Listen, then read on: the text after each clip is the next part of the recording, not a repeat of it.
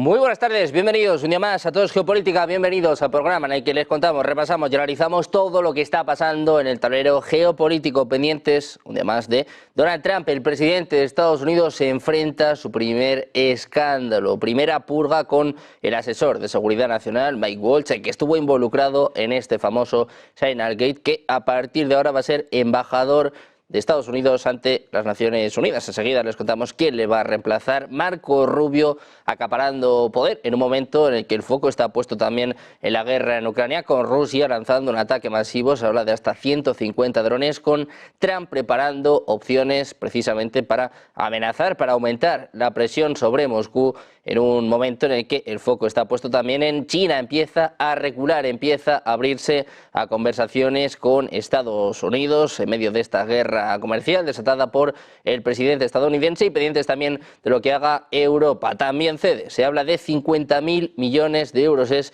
la oferta que quieren presentar a Donald Trump. Enseguida miramos estas cuestiones, enseguida lo analizamos con los mejores expertos, pero empezamos mirando a últimas horas, empezamos mirando de nuevo al presidente de los Estados Unidos. Donald Trump se reunirá la semana que viene con uno de sus mayores rivales, con Mark Carney, el primer ministro canadiense. Ganó las elecciones hace apenas unos días, precisamente anunciando que iba a plantar cara a Donald Trump, anunciando que iba a plantar batalla en esta guerra comercial. De momento, lo que sabemos es que el martes va a asistir a la Casa Blanca. El presidente de Estados Unidos y el primer ministro canadiense se van a reunir en la Casa Blanca este martes. La información fue transmitida inicialmente a Bloomberg por personas familiarizadas con el asunto. Previamente, ambos hombres habían mantenido una llamada telefónica, acordaron reunirse próximamente. Posteriormente, Trump afirmó que Carney estaba dispuesto a llegar a un acuerdo sobre los actuales problemas comerciales entre sus países. Carney rechazó previamente la idea de Trump de que Canadá se va a convertir en el estado número 51 de Estados Unidos. Adoptó una postura firme contra sus aranceles, lo que le ha valido la victoria en las elecciones. Pendientes de la última hora en un día marcado por el día 101 de Trump en su administración, enfrentando su primera baja de relevancia, la del asesor de seguridad nacional. En realidad es doble, porque Mike Waltz y su adjunto Alex Wong han sido cesados tras el escándalo conocido como Signalgate, la revelación de planes militares a un periodista por error a través de un chat telefónico. Lo habían adelantado medios estadounidenses y la agencia Reuters, y horas después ha sido el propio Trump el que lo anunciaba a golpe de mensaje en Truth Social. Anunciaba que Waltz pasará a ser embajador de Estados Unidos ante la ONU. Sus funciones van a pasar a manos al actual secretario de Estado, Marco Rubio, que va a hacer ambos cargos, va a usar ambos cargos, al menos momentáneamente. Es la primera destitución de un alto cargo del círculo cercano de Trump, así como de una autoridad en materia de seguridad desde el inicio de su segundo mandato.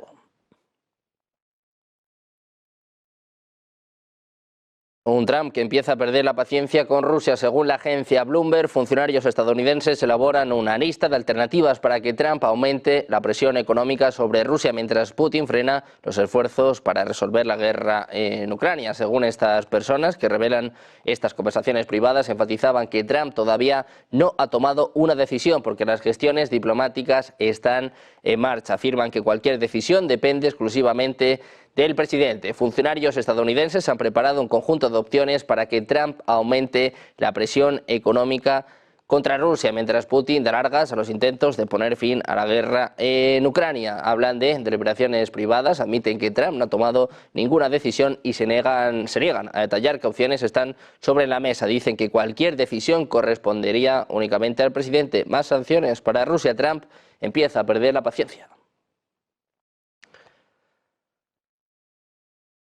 Y mientras tanto, el Ministerio de Comercio de China ha dicho en un comunicado este viernes que Beijing evalúa la opción de iniciar conversaciones comerciales con Estados Unidos después de que funcionarios de Washington expresaron repetidamente su voluntad de negociar con China sobre el tema arancelario. Decía, recientemente la parte estadounidense ha tomado la iniciativa de transmitir información a la parte china a través de las partes pertinentes en varias ocasiones con la esperanza de dialogar con esta última. Al respecto, la parte china está evaluando, es lo que se lee en el comunicado. La postura de China siempre ha sido la misma, dice, la puerta está abierta. Añade que Estados Unidos debería estar preparado para corregir sus prácticas erróneas y cancelar sus aranceles unilaterales. Poco después, el secretario de Estado portavoz de Estados Unidos, Marco Rubio, dijo que los chinos quieren reunirse y hablar. Agregaba que el secretario del Tesoro, Scott Bessent, está involucrado en esos esfuerzos y sus conversaciones se abordarán pronto.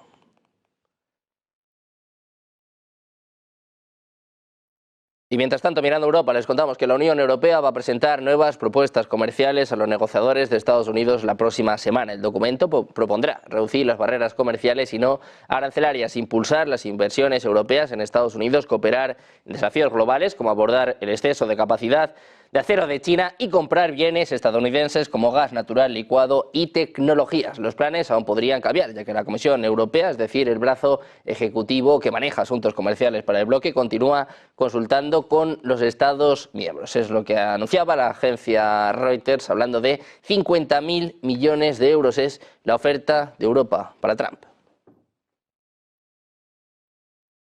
Atentos a todas estas cuestiones, llega el momento del análisis de los expertos, llega el momento de presentarles a la mesa de contertulios del día de hoy. Tenemos a Enrique Refollo, experto en geopolítica y doctor en geografía militar. ¿Qué tal?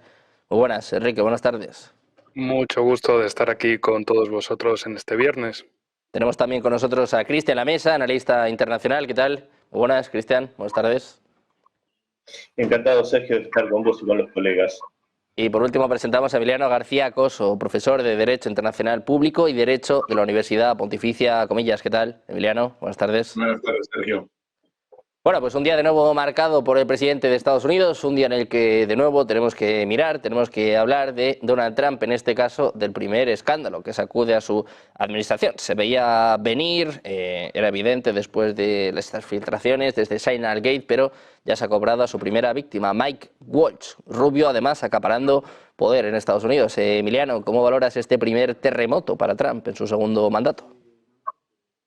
Bueno, en cualquier gobierno que pudiéramos calificar de normal o que atendiera parámetros normales, no solamente Walz ya hubiera dimitido hace tiempo, sino también Hessek, porque era otro de los implicados y que parece ser que era reiterativo, puesto que parece ser que utilizó otra vez Signal para también trasladar información a ciertos familiares. Entonces, bueno, entra dentro de lo normal y quizás sobre lo que has comentado del reforzamiento del poder de Marco Rubio, yo no tengo tan claro que sea un reforzamiento del poder o más bien sea el anticipo o la antesala de un cambio en ese puesto de secretario de Estado, porque parece ser que el que está más reforzado en esas funciones que desarrollaría un secretario de Estado o un ministro de Asuntos Exteriores sería el señor Witkoff, que es el encargado de negociar todos los conflictos que están a nivel mundial y por lo tanto está quitando capacidad y competencias al propio Marco Rubio. Entonces no sé si será la antesala de darle un caramelito, que sería el carácter interino que va a ocupar, pues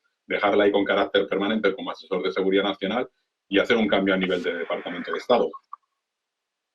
Bueno, pues a la espera de conocer más detalles sobre esto, es verdad que ayer se hablaba de si Steve Witkoff iba a reemplazar o no a Mike Waltz, se hablaba de si esto es una buena noticia o es mala para Marco Rubio. Cristian, te quiero preguntar por esto, el primer escándalo en el seno de la administración Trump, de momento con Waltz en las Naciones Unidas y bueno, con las dudas sobre qué pasará a partir de ahora con Marco Rubio. ¿Cómo valoras este primer terremoto para Donald Trump?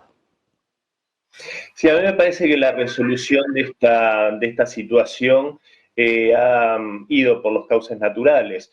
En algún momento, incluso en este mismo canal, yo refería que no veía posible, por lo menos en lo inmediato, la salida de Pete Hegseth, ya que es uno de los integrantes del gabinete de Donald Trump, que es de probada fidelidad para con el republicano, y sí me parecía bastante dudosa la fiabilidad de Mike Waltz. Hay que recordar que fue asesor en materia de antiterrorismo de Dick Cheney, está más alineado con lo que sería el ala neocon del Partido Republicano, y en ese sentido yo creo que hay cierto sector del partido que no acompaña del todo a Donald Trump, o que por lo menos intenta marcarle la cancha, como decimos en mi país. En este sentido, creo que el que sí parecía que había cometido un grave error era Mike Waltz, y sin embargo, medios que no son para nada afines a Donald Trump pedían al unísono la cabeza de Pete Hegseth. Creo que esto incluso que esto se podía tratar de una operación orquestada. Creo que la segunda etapa de este escándalo ya era bastante alevoso, que se trataba de una operación.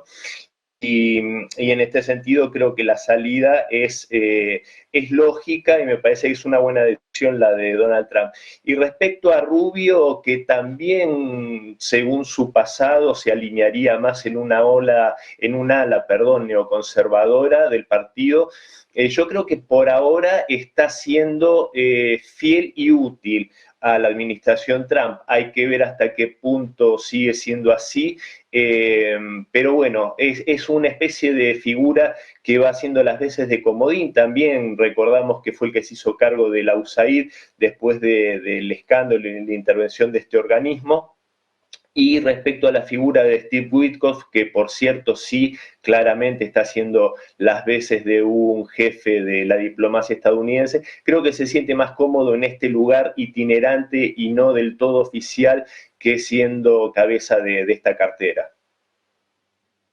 Bueno, pues a la espera de ver qué pasa con la política exterior de Estados Unidos, se veía venir un escándalo, se veía venir una purga y, bueno, de momento tenemos la primera, seguramente no será la última. Enrique, te quiero preguntar por esto. ¿Cómo crees que ha saldado Trump este escándalo y si crees que va a haber más? Si crees que va a haber más movimiento de sillas, hablamos de Rubio, de Witkoff, de Hegseth, ¿hasta dónde crees que va a llegar Donald Trump?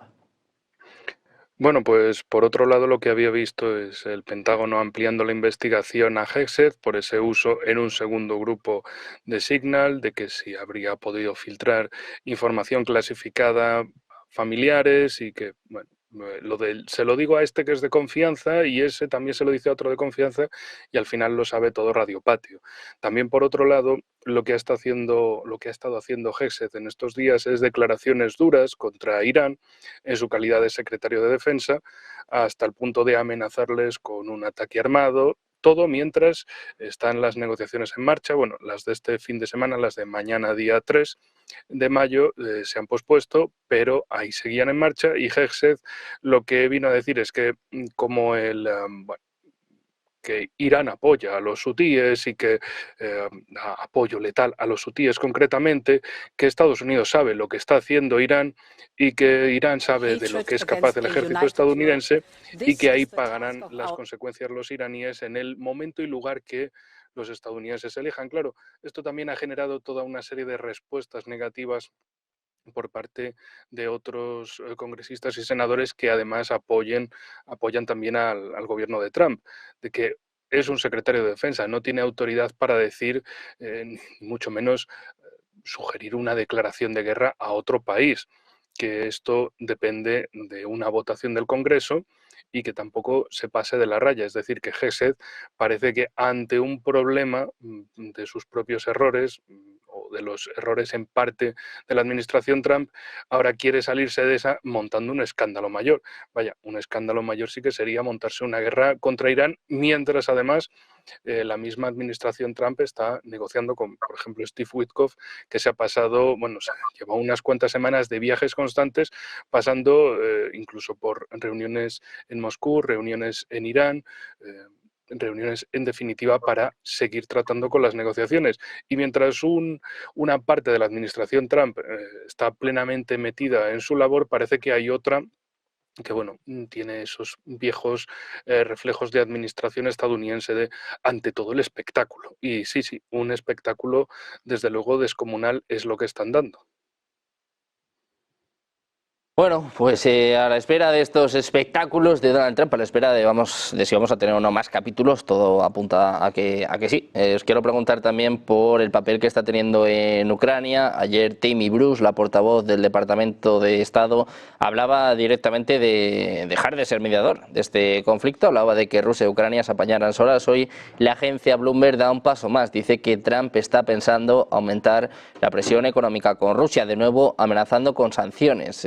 Emiliano, te quiero preguntar por esto. ¿Qué papel está jugando Donald Trump? Y también lo que hemos comentado muchas veces, ¿hasta dónde va a llegar su paciencia? También después de firmar el acuerdo de minerales con Ucrania el pasado miércoles, ¿no? Que imagino que cambia mucho el juego. Sí, efectivamente, los términos del acuerdo, haciendo referencia a la soberanía ucraniana y también a una Ucrania en paz, parece, pero esto ya sabemos que el señor Trump no tiene ningún tipo de línea de continuidad o de lógica, pues supone un cambio en la apreciación de las relaciones entre Estados Unidos y Ucrania y da la sensación, porque todo hay que ponerlo entrecomillado, que está apostando más porque a través de este acuerdo, pues además del reconocimiento de la soberanía de Ucrania, también una especie de seguridad indirecta, porque si va a haber empresas norteamericanas que inviertan en territorio ucraniano, pues obviamente no va a haber ninguna empresa norteamericana que vaya a hacer una inversión millonaria con transferencia de tecnología si están bombardeando constantemente con drones rusos en el frente de Ucrania. Entonces, creo que supone un cambio de paradigma. Y en cuanto a las declaraciones de esta señora, pues va en la línea de J.D. Vance, ¿no? Y el propio Marco Rubio, que o se ponen de acuerdo o se retira de ahí la conversación. Pero eso no se lo tiene que decir al señor Zelensky, se lo tendrá que decir a su amigo Putin, puesto que es el que lleva con más de casi 50 días de retraso la aceptación de la propuesta del plan de cese el fuego, que no de paz, que le planteó la administración norteamericana. Los ucranianos ya dijeron que sí. Entonces está todo en las manos del señor Putin, que como viene siendo habitual, pues ni está ni se le espera, ni tiene ninguna intención de llevar a cabo un cese el fuego, sino todo lo contrario, como estamos viendo y como has mencionado, pues sigue mandando drones, sigue bombardeando ciudades y no solamente instalaciones militares o tropas militares, sino también, que eso es importante destacarlo, civiles y apartamentos de civiles, como muestran las imágenes en Sumy y en otras ciudades ucranianas, y por lo tanto, pues con este planteamiento es muy difícil que se llegue a una especie de cese el fuego, una conversación de cese el fuego. Entonces, bueno, pues el señor Trump verá lo que hace, pero en todo caso lo que le interesa a Ucrania es mantener ese apoyo, especialmente si a través de este acuerdo se va a reanudar el suministro de armamento y de inteligencia, en cuyo caso, pues bueno, tendrá menos prisa también Ucrania de llegar a esa mesa negociadora, puesto que se verá reforzada con ese nuevo armamento a raíz de este fondo de inversión o de reconstrucción de Ucrania, que creo que ha sido un gran éxito para el gobierno del señor Zelensky, puesto que nos hemos olvidado de los 500.000 millones que alegaba el señor Trump, nos hemos acondicionado que sean las nuevas explotaciones mineras las que tengan un derecho preferencial que no exclusivo, y que en todo caso queda condicionado a que si finalmente entra Ucrania en la Unión Europea, pues haya que renegociar las condiciones del acuerdo, porque obviamente afecta al reparto competencial que hay con la Unión Europea. Bueno, pues pendientes de cómo cambia el juego este acuerdo de minerales entre Estados Unidos y Ucrania, pendientes también de los próximos movimientos de Donald Trump, que ya decía la semana pasada que Putin está alargando este conflicto. Enseguida seguimos analizando esto, pero vamos a mirar a últimas horas, en este caso, para contarles un terremoto de magnitud 7,5 sacudiendo Chile. En este momento se activan alertas de tsunami. Nos lo va a contar nuestra compañera Ana Llorente. ¿Qué tal? Muy buenas, Ana, buenas tardes. Así es, Sergio, un terremoto ha azotado Chile las últimas horas de magnitud de 7,5 durante esta mañana del viernes en la región de Magallanes y la Antártica chilena, ubicada en el extremo sur de Chile. El Centro Sismológico Nacional de la Universidad de Chile ha precisado que el seísmo se ha registrado a las 8:58 hora de Chile continental, un epicentro ubicado a 218,1 kilómetros sur de la localidad de Puerto Williams. El Servicio Nacional de Prevención y Respuesta ante Desastres ha solicitado la evacuación en el borde costero de la zona austral. El presidente Gabriel Boric, que es originario de esta misma región, ha anunciado a través de su cuenta de X que se ha activado el Comité de Gestión de Riesgos ante Desastres, el COBRIC, y que todos los recursos se están activando para enfrentar la emergencia. Boric ha señalado que llamamos a evacuar el borde costero en toda la región de Magallanes. En estos momentos nuestro deber es prevenir y hacer caso a las autoridades, recalcaba Boric en redes sociales. Bueno, pues muy atentos a este terremoto en Chile. Muchas gracias, Ana, por esta última hora. Miramos también a si supone un terremoto, ¿no?, este acuerdo de minerales entre Ucrania y Estados Unidos. Cristian, te quiero preguntar por esto, esta presión económica que quiere ejercer ahora sobre Rusia, este acuerdo de minerales, ¿cómo cambia, cómo afecta al conflicto ucraniano? Yo creo que en realidad no afecta demasiado. Porque, a ver, primero, Estados Unidos, por supuesto que esto es una victoria de Donald Trump, consiguió algo que quería para resarcirse, por lo menos en parte, en un principio, de todo el dinero que dio alegremente la administración Biden. Por otro lado, una amenaza de nuevas sanciones a Rusia, yo creo que es más algo por la galería que algo concreto, porque ya se ha demostrado que poco efecto han tenido las sanciones aquí en Rusia. Entonces me parece que no es algo que realmente vaya a hacer una modificación. En este sentido, como decía, creo que Estados Unidos consigue un acuerdo beneficioso. Creo que para Ucrania no lo es tanto, por supuesto, pero bueno, por supuesto que no está en condiciones de elegir demasiado, y máxime la administración de Zelensky.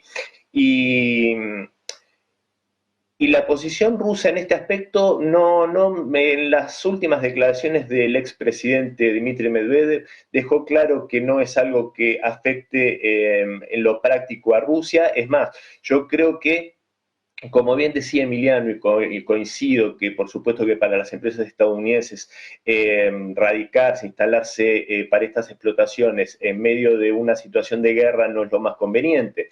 Entonces creo que por supuesto la administración de Trump finalmente lo que va a hacer es presionar a Kiev para que acepte las condiciones, que de hecho son las condiciones que planteó Steve Witkoff, el negociador personal de Donald Trump, que vio y expresó claramente que acá la salida es con el reconocimiento de la soberanía rusa sobre las nuevas regiones del Donbass, de Zaporozhye, de Gerson y de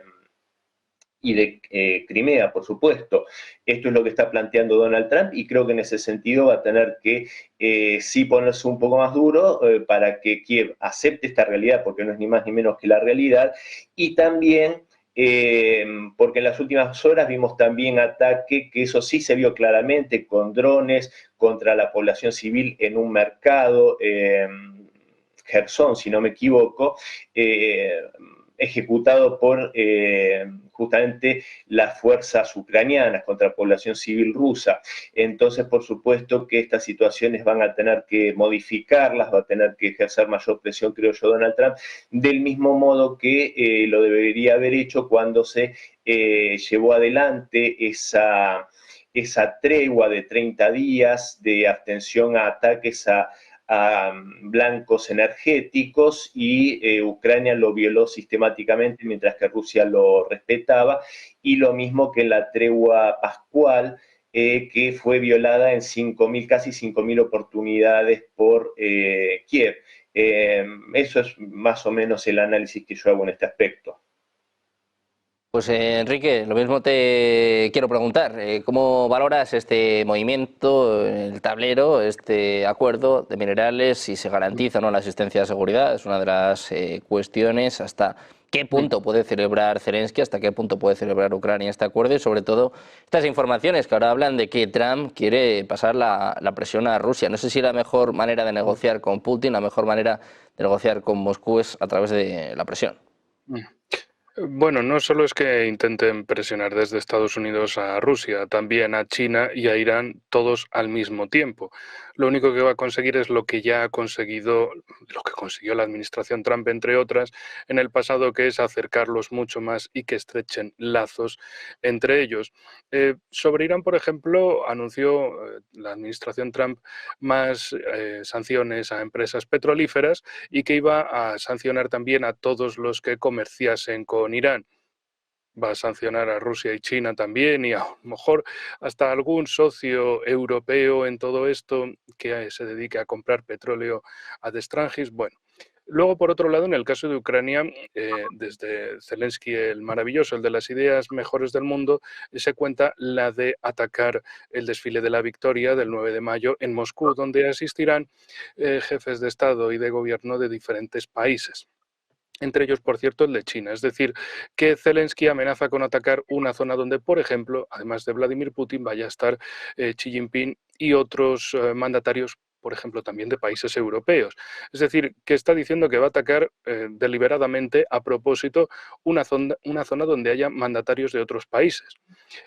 Bueno, a lo mejor Trump no se ha enterado de nada o simplemente dice, déjalo, a ver qué pasa, a ver qué sucede. Evidentemente, si sucede, si intentan atacar, tal vez con misiles Scalp, Storm Shadow, de Francia, Reino Unido o incluso de Taurus desde Alemania, vamos, de Taurus de fabricación alemana, y que los rusos descubran que están operados por alemanes y que los ucranianos solo tienen que pulsar el botón final, pues desde luego que todas las negociaciones van a saltar por los aires.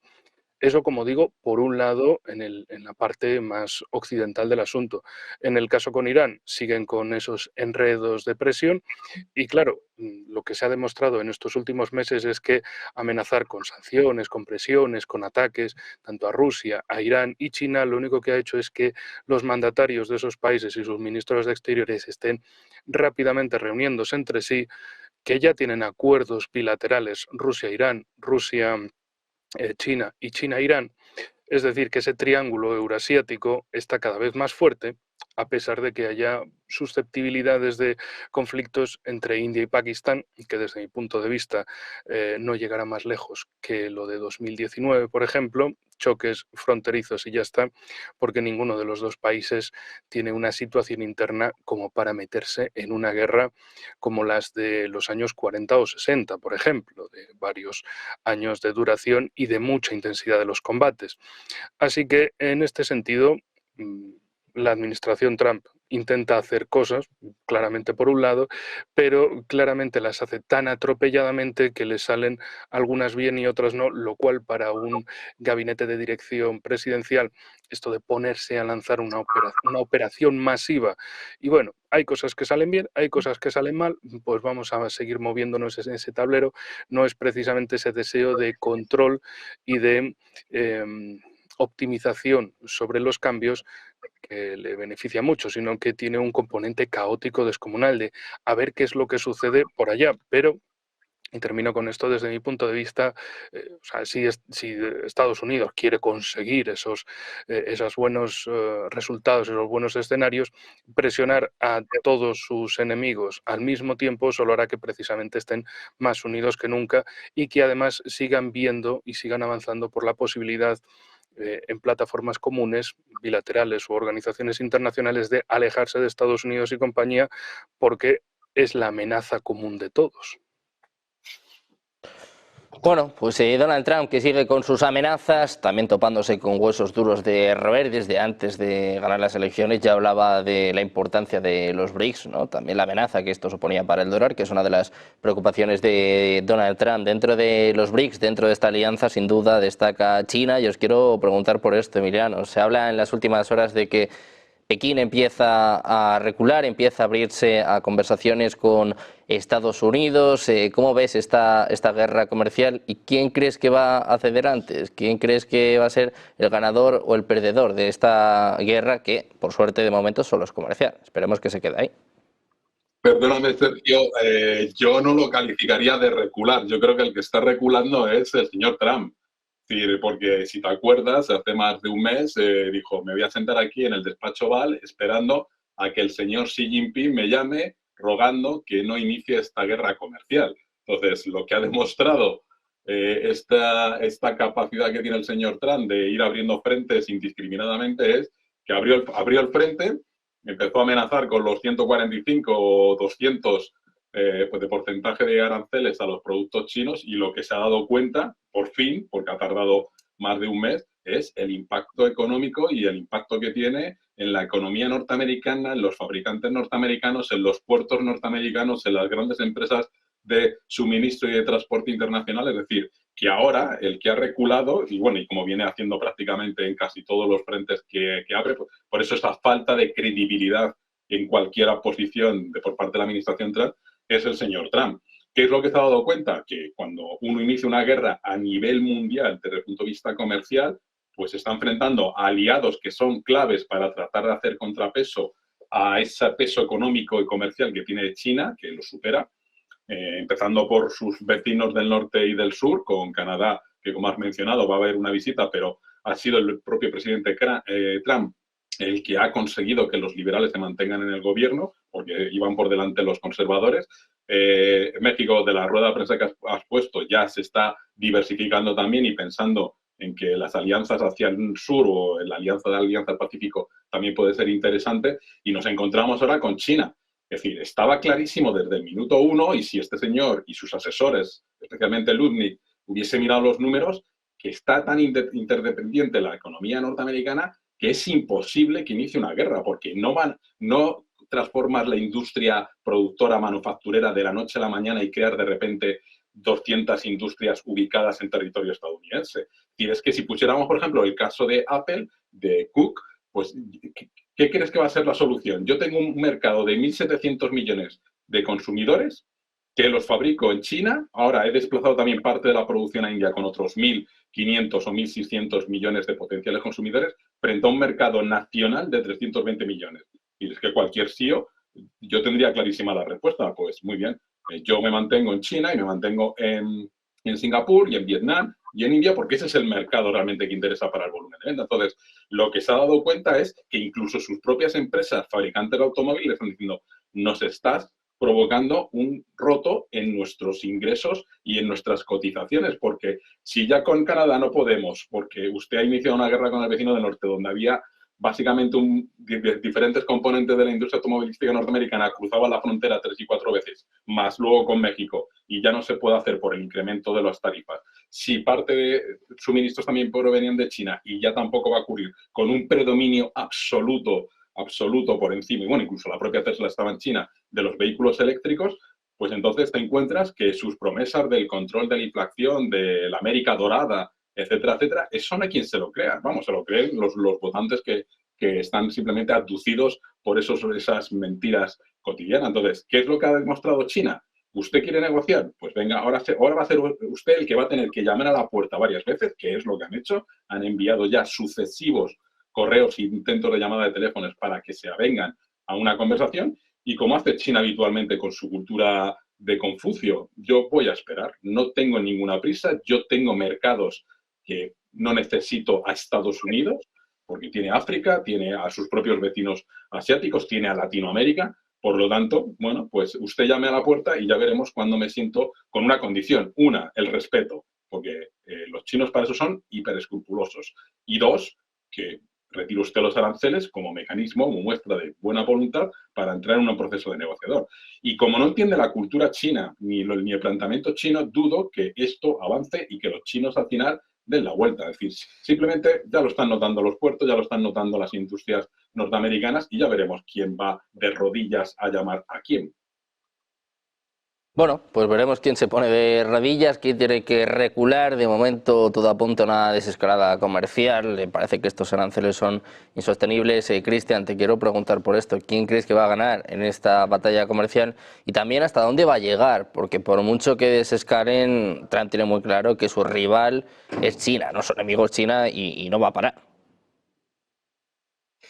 Sí, por supuesto. A ver, yo creo que si Estados Unidos empata, gana. O sea, yo creo que cualquier cosa que logre Donald Trump es positivo para él. ¿Por qué? Porque está en una posición de gran debilidad. Por lo menos así lo veo yo. Está en una posición que quiere revertir de por lo menos 40 años de desindustrialización del país, en la cual, al contrario de lo que dice el mismo Trump, no ha sido China ni otros países malvados que han hecho esto, sino que han sido las mismas corporaciones estadounidenses en busca de una ganancia desmesurada, y han construido un país que es potencia con una clase media y una clase trabajadora realmente en condiciones ruinosas. Respecto a China, yo creo que hay una necesidad mutua. Yo creo que China también no sé si decir necesita, pero sí le interesa restablecer la relación, por supuesto en un marco de respeto. En ese sentido hay que ser honesto y reconocer que dentro del estilo un tanto procaz del republicano, para con el mandatario chino Xi Jinping, para con Vladimir Putin y con algunas honrosas excepciones más, se ha mantenido en un trato muy respetuoso, lo cual por supuesto es bueno y creo que por algo lo hace, porque sabe, a ver, Estados Unidos tiene una posición de debilidad no solo en el aspecto económico e industrial, sino incluso en el aspecto militar. Yo creo que a eso se debe esa sobreactuación que hace, ¿no? Esa pirotecnia verbal, eso que sobreactúa cierta fuerza, ¿no? Mostrar los dientes, para después, en una expectativa de máxima, como un negociador, después está dispuesto a bajar. Evidentemente, eso todos lo estamos viendo. El tema grave que yo veo respecto de Donald Trump es que le falta algo muy importante. Yo creo que le falta tiempo. No tiene tiempo para hacer todo lo que quiere hacer, y yo creo que por eso está yendo de esta forma que bien marcaba Enrique, un poco a los tumbos, por decirlo de alguna manera, porque no tiene tiempo. Si él en las elecciones de medio término pierde las mayorías, va a estar en una posición de debilidad, tiene muchos frentes y enemigos internos, que son tal vez los más peligrosos para el republicano. Y creo que en ese sentido tiene que hacer las cosas rápidamente y con contundencia, pero tal vez debe elegir un poco mejor la intensidad que pone a cada uno de los frentes. Pero yo creo sinceramente que va a llegar a un acuerdo esta situación entre China y Estados Unidos, porque en definitiva los dos se necesitan. Es más Estados Unidos la que necesita a China que la inversa, pero en definitiva todos quieren hacer negocios, y creo que eso es la diferencia que tiene la administración Trump con algunas otras, que para Trump lo único importante son los negocios, y deja de lado ese aspecto belicista, más allá de que en sus declaraciones y algunos miembros de su gabinete parecía que no, pero creo que es parte de esa pirotecnia verbal. Pues Enrique, por esto te quiero preguntar, por esta sobreactuación, esta pirotecnia y también, bueno, esta respuesta de China que de momento ha permanecido impasible, ahora parece que se abre a conversar y, bueno, todo apunta a una desescalada, al menos temporal, en lo que refiere a la política económica, a la política comercial. ¿Cómo ves, bueno, estos últimos pasos por parte de Trump en este sentido? Bueno, como poco, China se ha preparado para esto desde 2013 con el lanzamiento de la iniciativa de la ruta, de la nueva ruta de la seda, de la Belt and Road Initiative, por parte de Xi Jinping. En su primer año de mandato lo primero que hizo fue esto, y se encargó de diversificar la importación y exportación a China a través de vías terrestres y marítimas, y también la continuación del desarrollo intensivo de China, y que pasara a una nueva fase de revolución industrial, donde China ya no es que alcanzase a los primeros países del mundo, a los más avanzados tecnológicamente, sino que fuera China la que llegase a posicionarse como cabeza tecnológica en el mundo.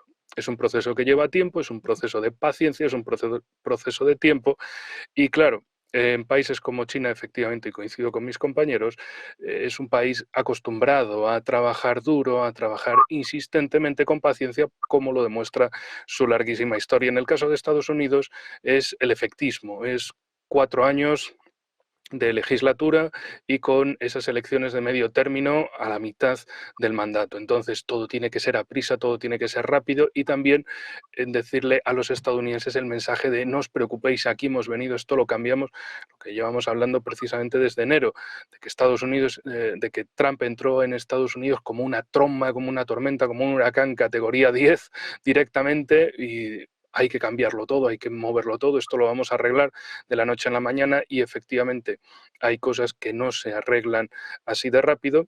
Hay flaquezas que Estados Unidos viene cultivando durante décadas, y también que el mismo Trump, en vez de hacer un análisis realista, ha optado más por el marketing y el storytelling, utilizando terminología en inglés de estas cosas de comunicación política, es decir, los cuentos políticos, la narrativa que vendía de no, el mundo se ha aprovechado de nosotros, es que los malos son los otros, pobrecitos Estados Unidos, lo queríamos hacer todo bien, pero el resto abusaba de nosotros, se aprovechaba de nosotros y todo eso, cuando en realidad eran las grandes compañías estadounidenses las que deslocalizaron su producción al tercer mundo de entonces, de la Guerra Fría.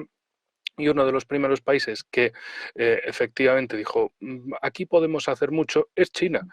Pero, por ejemplo, con el mismo Deng Xiaoping y sus reformas económicas entre finales de los 70 y ya principios de los 80.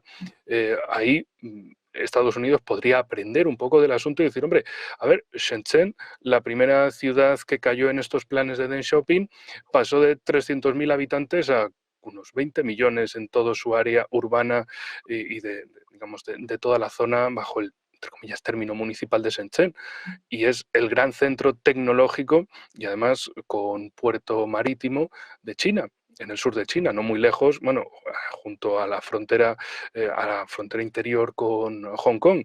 Podría Donald Trump aprender más bien de lo que hicieron bien otros, porque ni las victorias ni las derrotas son eternas, son temporales, y es algo que desde Estados Unidos todavía hay algunos que se ven, yo creo que incluso en ese apogeo del unipolarismo de los años 90, de aquí somos los amos y señores del mundo, vamos a decir cualquier cosa y el resto se van a arrodillar. Resulta que el resto ni se van a arrodillar ni se están arrodillando, y además tienen los recursos suficientes como para decirles: Estados Unidos, no te necesitamos. O sea, si sigues por este camino, lo único que vas a hacer es que cada vez más países se alejen, se desconecten. No es que haya quien se quiera desconectar porque diga, que Estados Unidos hay que hacerle la vida imposible, sino es que Estados Unidos nos hace la vida imposible, entonces simplemente, oye chicos, seguís con esa actitud. Además, del mismo Ministerio de Comercio de China lo ha declarado recientemente. Ustedes, si cambian su actitud hostil contra nosotros, entonces hablaremos del tema de tarifas. Eso sí, hay un detalle más sobre el asunto de los aranceles, tariffs. Tanto China como Estados Unidos, por lo bajo, han ido sacando cosas de esos aranceles. Es decir, bueno, Estados Unidos saca de los aranceles cuestiones de tecnología, microchips, etcétera, porque le interesa. Pues China va sacando otra cosa. Al final van a ser aranceles a cosas a bienes fácilmente reemplazables, sustituibles, más que las cosas principales que le benefician a ambos. Lo crucial del asunto lo van dejando mutuamente uno y otro fuera del tema. Eso sí, Estados Unidos puede buscar o puede intentar buscar otros mercados, pero es eso, buscar a ver dónde compra. Mientras que llega el momento de producir ellos, para eso va para rato. Mientras que China es quien produce, lo que solo tiene que buscar es a dónde lo puede vender. Y hay un detalle muy importante sobre China y estos proyectos globales de globalización económica que tiene por todo el mundo.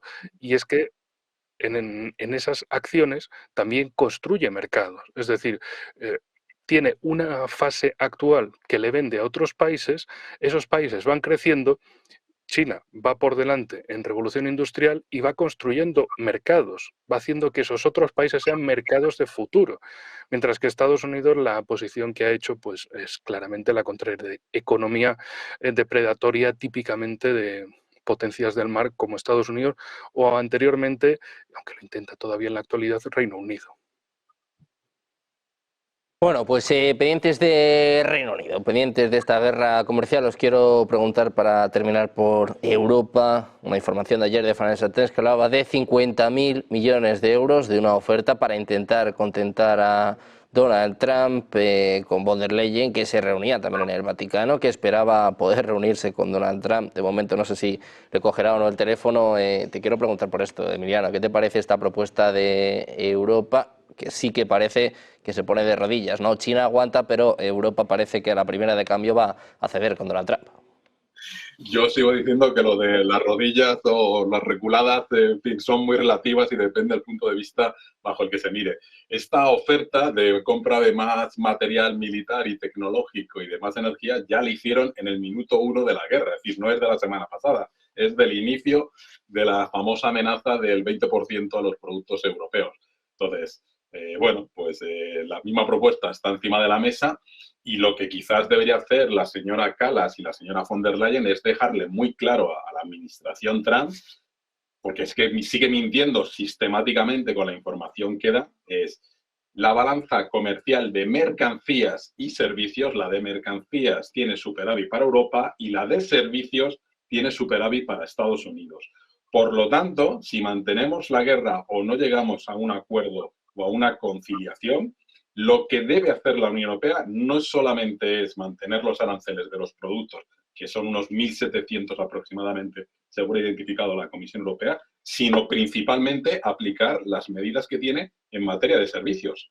Y esa materia de servicios incluye, pues, limitar al sector financiero, al sector bancario norteamericano, al sector de telecomunicaciones norteamericanos, para que, de nuevo, solamente sufriendo en sus carnes propias el impacto que tiene esta guerra que ha sido unilateralmente declarada por el presidente de Estados Unidos, tiene un impacto en los ciudadanos que le han votado o que le siguen apoyando como presidente de Estados Unidos. Entonces, espero y deseo que la Unión Europea tenga muy claro que es absolutamente imprescindible que lo haga. De hecho, ya hay ciertos avisos, porque, como sabrás, las sanciones económicas que han puesto desde la comisaria de competencia, que es española, Teresa Rivera, en el fondo lo que están mandando es otro mensaje. Recordad también que China también amenazó con iniciar procedimientos antimonopolio contra empresas norteamericanas. Es decir, que vean o que sientan en sus propias carnes que cuando se abre un conflicto de esta naturaleza, es decir, tienen que ver el cuadro en todo su contexto, porque va a tener, o sea, a nosotros nos va a perjudicar, como va a perjudicar a Canadá, como está perjudicando a México, pero que sean conscientes también que ellos tienen unas dependencias generadas por esa política de deslocalización empresarial en los últimos 20 o 30 años en Estados Unidos para obtener reducción de costes, que a lo que se han acostumbrado la sociedad norteamericana, y que, por lo tanto, si entramos en guerra, si no acepta la propuesta de Europa, no solamente se va a referir a mercancías, sino que también se va a referir a servicios. Y espero que lo ejecuten clara y contundentemente. Porque, entre otras cosas, lo que dice el señor Trump del IVA, el IVA lo aplicamos y lo pagamos todos, no solamente los productos norteamericanos. Es decir, es que yo no sé, el señor Lunik, que el secretario de Comercio, yo no sé dónde lo han sacado, porque, sinceramente, además de inventarse las cifras, diciendo de 3 trillones de dólares estadounidenses, es decir, es que se inventan las cifras, se inventa el número de países que están llamando a las puertas de Estados Unidos, que dice que hay 100 países que están llamando por una negociación. ¿Cuántos acuerdos han iniciado? ¿Con quién lo han iniciado? ¿Dónde se han reflejado esos acuerdos? Es decir, es que sistemáticamente no solamente mienten a la opinión pública norteamericana, es que nos mienten a todos. Entonces, no podemos entrar en este caos y debemos plantarnos como europeos y, por lo tanto, si perdemos al socio tradicional porque lo ha decidido ese socio tradicional, pues tendremos que buscar otros mercados alternos, que los tenemos. Habrá que negociar de nuevo el Mercosur para que entre de forma plena y directa, habrá que ver qué ocurre con los acuerdos África, Caribe, Pacífico, habrá que reforzar e intentar hacer un acuerdo con India, que de ahí la visita de von der Leyen al señor Narendra Modi, y ver qué ocurre con el acuerdo de inversiones con China, porque a lo mejor nos interesa que ese acuerdo de inversiones, que lo paralizamos por ser rival sistémico, pues a lo mejor el rival sistémico ya no es solo China, o no es China, sino que es Estados Unidos, o al menos, perdón, bajo la administración del señor Trump, porque hay que diferenciar entre Estados Unidos como tal y lo que está haciendo la administración del señor Trump. Entonces esperemos que lo ejecuten y lo ejecuten con claridad.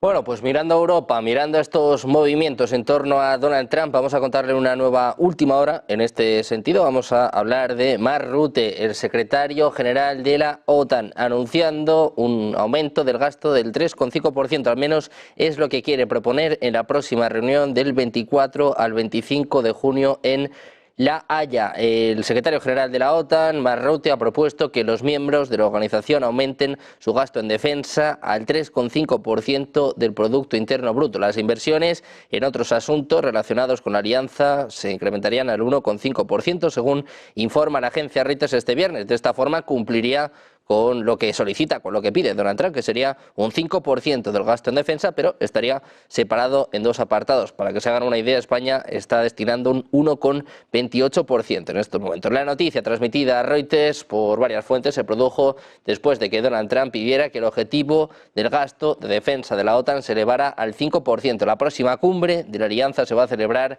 en La Haya los días 24 y 25 de junio. Rutte propone un aumento del gasto en defensa hasta el 3,5% y el otro 1,5% se destinaría a inversiones en asuntos relacionados con la alianza. Mirando a Rutte, mirando a las propuestas de la OTAN, Cristian, te quiero preguntar por esto. Europa, ¿cómo se va adaptando a Donald Trump? Y, bueno, pues estas propuestas, por ejemplo, ahora de elevar el gasto hasta prácticamente el 5%. No sé si le valdrá al presidente de Estados Unidos.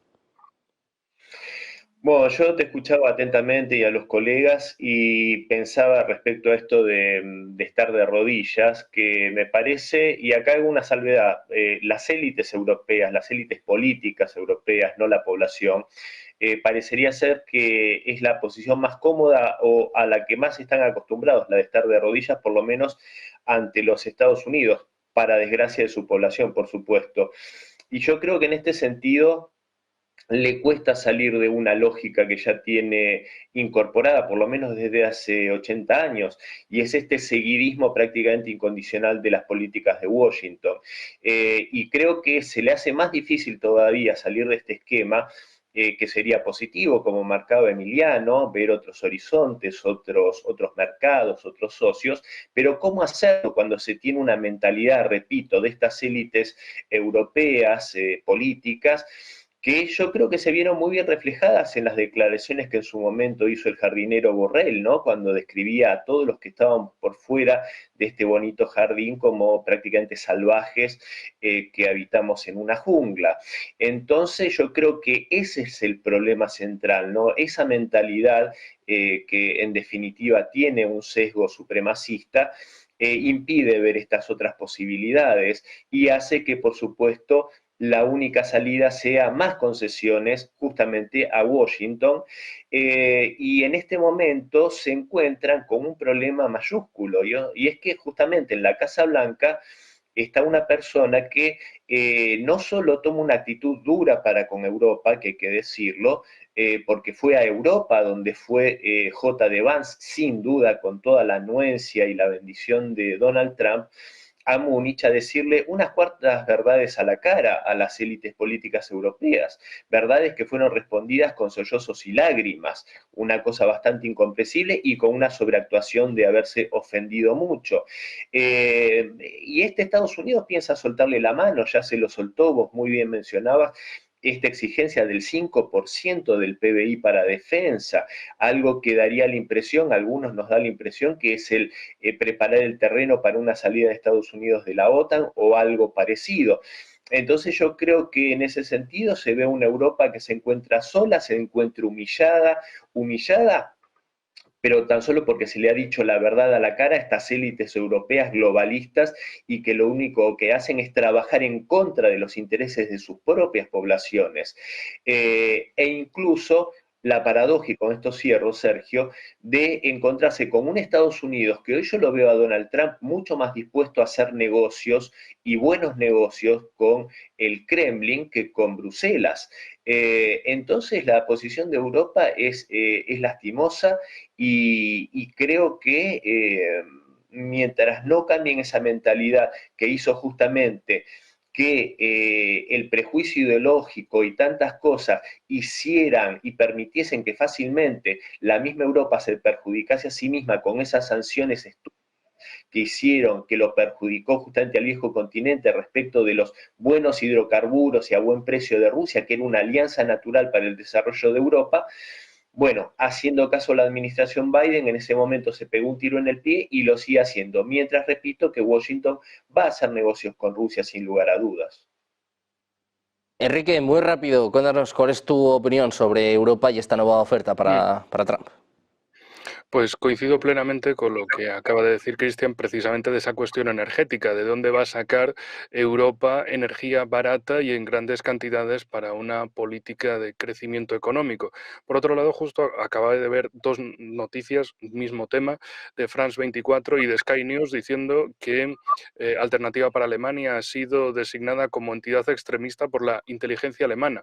Esto, unido a que precisamente en este fin de semana se realizan las nuevas elecciones en Rumanía, la semana que viene se van a realizar en Polonia y bueno, las amenazas que ha habido a otros líderes europeos, como al primer ministro Fico o al presidente serbio, por tomar las decisiones que ellos crean convenientes para sus países, en beneficio de sus países, bueno, tenemos esta Europa donde se castiga a los soberanistas y los las élites globalistas que dirigen el cotarro, pues quieren hacer muchas cosas, pero parece que ese gasto en defensa, esas inversiones, pues van a ser más para controlar a su propia población que no para enfrentarse a un supuesto enemigo externo como Rusia. Así que la situación que tiene Europa es entre mala y muy mala. Por otro lado, porque también cuando se trata de hacer negocios con otros países siempre va con las condiciones políticas por delante y mirando por encima del hombro diciendo que nosotros somos la democracia. Ustedes tienen que aprender de nosotros. ¿Aprender a qué? ¿A ser países en vías de subdesarrollo? Pues malas lecciones que le da esta Europa al mundo. Bueno, pues pendientes de las lecciones de Europa con esta noticia sobre Alemania. Por cierto, Rusia, María Zaharova ha reaccionado también a esta investigación por parte del Servicio Secreto Alemán. El SPD, por cierto, decía hace escasos minutos que va a ver si puede prohibir o no este partido. Muy atentos a esta última hora, atentos a lo que pasa en Europa. Muchísimas gracias a los tres por estar con nosotros. Enrique, Emiliano, Cristian, placer teneros a los tres por aquí. Muchísimas gracias. Muy buen fin de. Buen día. Nosotros hacemos una pausa, unos minutos, enseguida miramos precisamente a Europa, al cierre de la sesión europea. También enseguida contamos con Rubén Gisbert, hacemos una pausa, pero seguimos con la información en Negocios Televisión.